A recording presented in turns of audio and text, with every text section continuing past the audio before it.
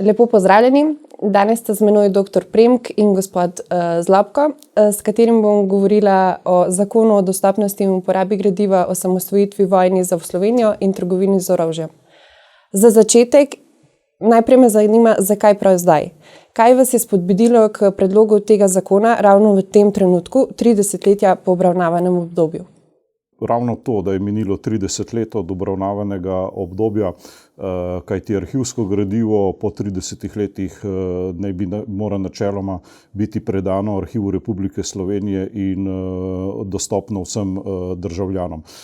Žal pa se to še ni zgodilo, to se ne dogaja, to bi se moralo dogajati, pa se ne dogaja, zato smo se odločili, da vložimo ta zakon. No, v začetku je bil to še stari zakon, ki je raziskoval ravno predvsem trgovino z orožjem v letih od 1991 do 1994, ampak ravno ker je zdaj minilo 30 let, smo rekli, da je potrebno odpreti prav vse arhive. Ampak kateri ključni problem ta zakon dejansko rešuje? Ta zakon v bistvu rešuje oziroma pojasnjuje problem trgovanje z vojaško opremo in orožjem, ki se je dogajalo leta 1990 in seveda tudi trgovanje z vojaško opremo in orožjem v letu 1991 do 1994 po odhodu JLA iz Slovenije. In sicer nas zanima, koliko tega orožja je bilo nabavljenega, koliko je bilo prodanega in koliko denarja od tega je dobila država oziroma koliko tega denarja je poniknilo v žepe posameznikom, če je poniknilo. Dr. Premk, vi ste tudi raziskovalec. Zanima me, kakšen je bil vaš osebni ali strokovni stik s to temo pred vložitvijo samega zakona? Seveda, ravno to je recimo mene tudi spodbudilo, da se odprejo vsi arhivi, ne samo tisti dokumenti o trgovini z orožjem, ampak da se odprejo tukaj vsi arhivi. Namreč, ko smo mi leta 2010 ob 20-letnici vojne za Slovenijo v okviru Vojaškega muzeja pisali knjigo o vojaški obrambi Slovenije, so nam onemogočili dostop do vseh dokumentov teritorialne obrambe. Vemo pa pač, da za zgodovinarja je pisni vir najzanesljivejši vir in da se pač zgodovinsko raziskovanje se dela predvsem na pisnih virih. In mi smo imeli to pred dobrimi 15 leti še popolnoma onemogočeno, sploh nismo mogli pisati v bistvu neke znanstvene raziskave o osamosvojitvi in vojni na podlagi izvirnih virov. In zato to bo od sedaj naprej omogočeno. Tako da to sem jaz naredil tudi za svoje zgodovinarske kolege, da bodo lahko zdaj res kvalitetno raziskovali to obdobje. Pa je bila sploh tajnost dokumentov upravičena? Ja, tajnost dokumentov pač za tisti čas je bila upravičena, ker to so občutljivi podatki, ker tukaj ni bila vpletena samo država Slovenija, ampak smo orožje dobivali tudi od drugih držav in seveda za tisti moment, ko smo se še osamosvajali, je bilo to upravičeno, da so se ti podatki zaščitili in da se je dala oznaka tajnosti. Seveda moram reči v tem momentu, da je zelo zanimivo obdobje od 15. do 19. maja, ko je bil izdan ukaz, da se pobere orožje teritorialni obrambi in bomo videli, kaj bodo ti podatki pokazali v tem obdobju in mislim, da je to moment, da se bojo veteranske organizacije, ki so danes med sabo sprte, nekako poenotile in da bomo prišli do neke realne slike po osamosvojitvene in osamosvojitvene zgodovine v Sloveniji.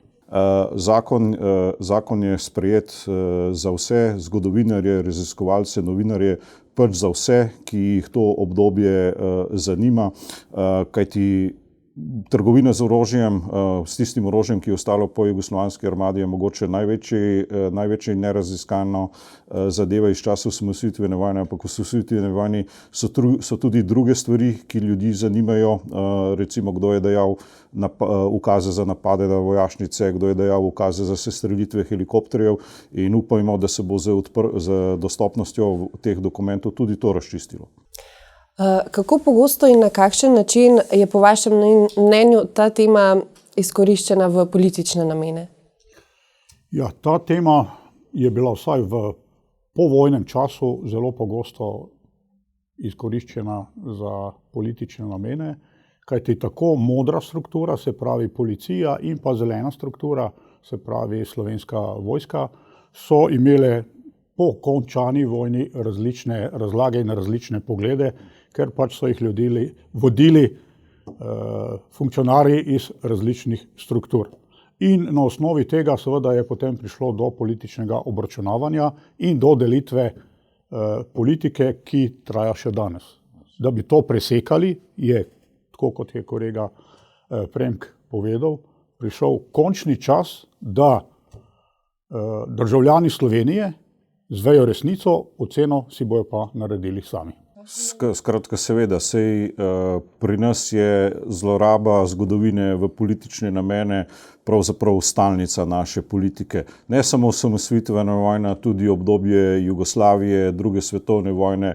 Zgodovina se pri nas vse preveč je zlorabljala v politične namene, predvsem strani desnih strank. Ne. In zato je čas, da se s tem konča, in to se bo, kar se tiče osamosvojitvene vojne, osamosvojitve in vojne za Slovenijo, lahko končalo tako, da bomo omogočili dostop do vsega gradiva v tem obdobju. Se strinjate, da je prav zaprtost teh dokumentov omogočilo špekulacije, obtoževanje in pa manipulacije? Ja, seveda se strinjam. Glejte, če je nekaj skritega in zaprtega, se vedno porajajo neke tematike oziroma neke, bom rekel, zarote, ki ne držijo. Vsak si jih razlaga po svoje in poglejte, moram reči tudi po vseh letih od uboja Kennedyja je sedaj prišel izvršilni ukaz, da se ta dokumentacija odpre. Ne nazadnje lahko beremo tudi, da je to storil tudi argentinski predsednik za vse vojne zločince, ki so pribežali iz Evrope, se pravi po drugi svetovni vojni. In seveda to je prav, da se te zadeve odprejo in da ima dostop do njih širša javnost. Kakšne posledice pa je dejansko imelo pomanjkanje dostopa do zgodovinskih in družboslovnih strok? Ne samo zgodovinarjem, ne tudi novinarjem so bili izvirni dokumenti nedostopni. In kot smo že govorili, potem se porajajo špekulacije, teorije zarot, medsebojna obtoževanja in dejansko, kot se temu reče, prihodnost se lahko gradi samo na resnici, ne pa na lažeh. In tudi temelji naše države morajo biti na resnici, ne pa na nekih lažeh ali spreobračanjih. Zato je pravilno, da se to vse gradivo odpre in da je dostopno vsem. Zakon bo omogočal raziskovanje novinarjem, kolikor poznam, so 3-4, ki se s tem ukvarjajo, lahko tudi vsem ostalim, širši javnosti, kjer bo zainteresiran, in nenazadnje tudi zgodovinarjem. Bistvo tega pa je, da bomo prišli enkrat do neke realne zgodovine, novejše zgodovine Slovenije, ker ti naši otroci ali pa moji vnuki se sedaj v šolah učijo o drugi svetovni vojni, nekih vojnah za nazaj, samo o tem pri domovinski vzgoji se ne učijo oziroma se jim poda zelo malo snovi. Ne nazadnje, sej zakon ne bo naredil nič drugega, ker mi ne ustanavljamo neke preiskovalne komisije, nekega razsodišča.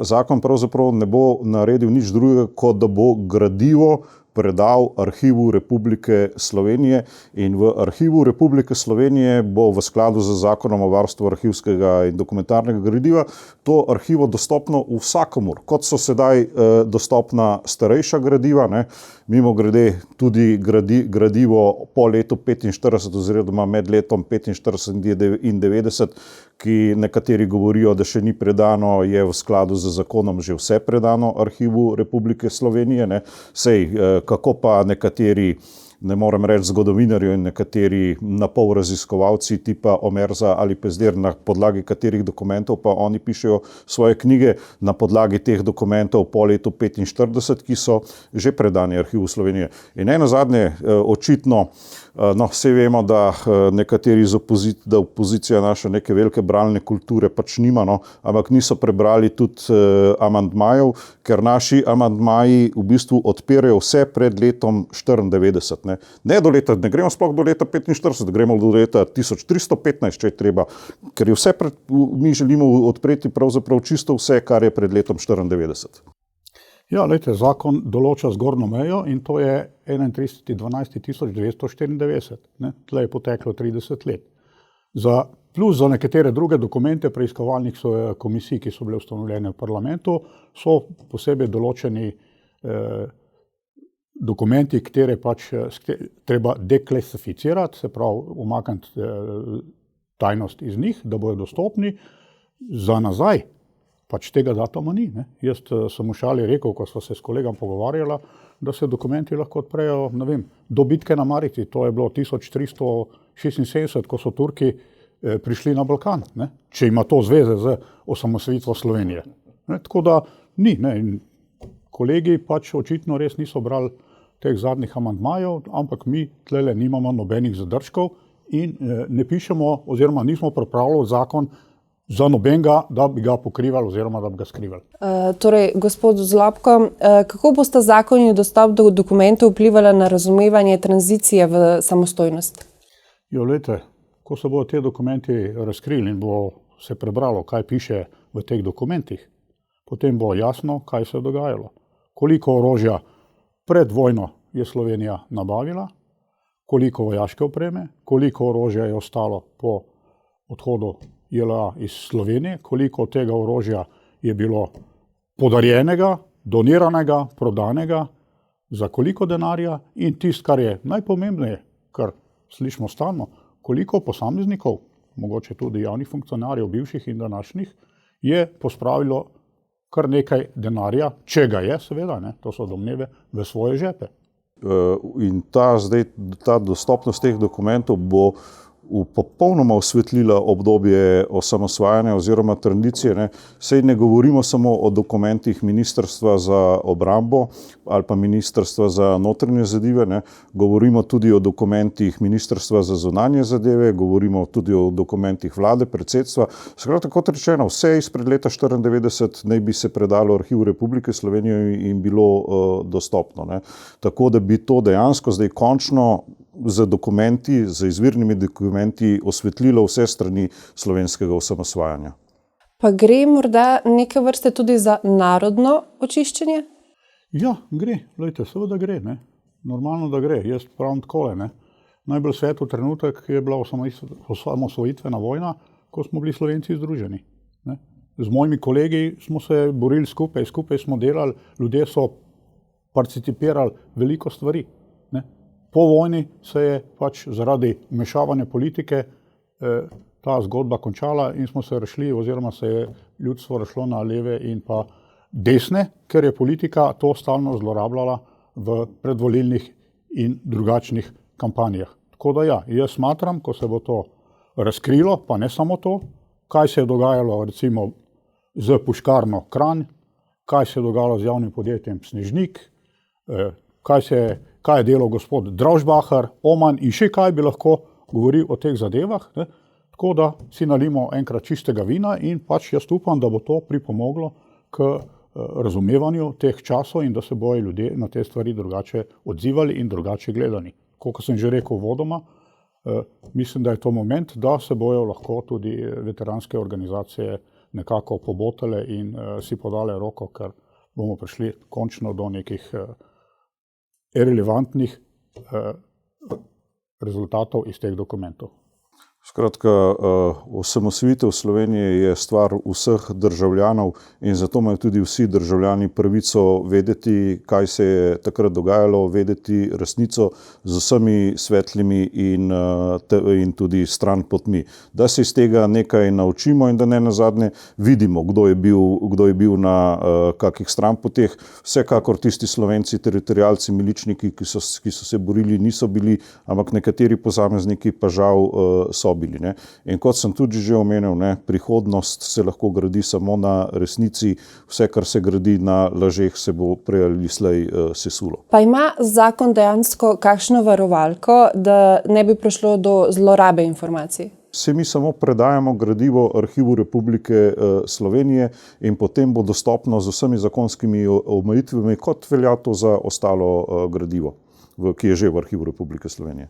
Ja, se popolnoma strinjam. Ne? Vsi dokumenti, ki so zdaj pod stopnjo zaščite, se pravi varovani, se bojo deklasificirali in pod drugačnimi pogoji bojo lahko ljudje imeli vpogled. Osebni podatki bojo se še vedno ne bojo dostopni, ne, razno tisti, pač v skladu z zakonom o dokumentarnem in arhivskem gradivu in Arhivu Republike Slovenije. Po tem zakonu bojo sedaj ti dokumenti dostopni.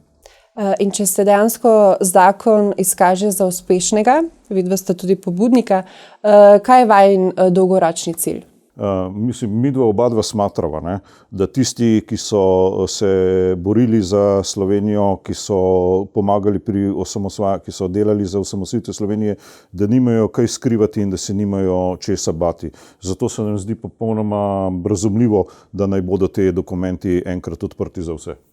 Se popolnoma strinjam s to zadevo, kajti minilo je toliko časa, da pač ni tudi več kazenskega pregona, ker je šlo za absolutno zastaranje. Ne? Tako da je res, ker je zainteresiran, da se ta zakon podpre v parlamentu, bo pokazal, na kateri strani je.